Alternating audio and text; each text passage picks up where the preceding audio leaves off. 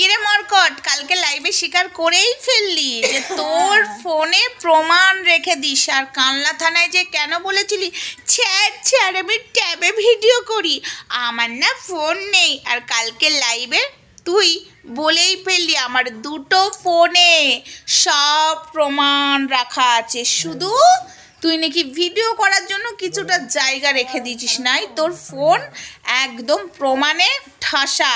তো ভালোই করলি, এটাই চেয়েছিলাম, নিজের মুখে স্বীকার করলি সরি। চল, খেলা তো এবার জমে ক্ষীর, আমরা প্রত্যেকটা মানুষ থাকবো চিল।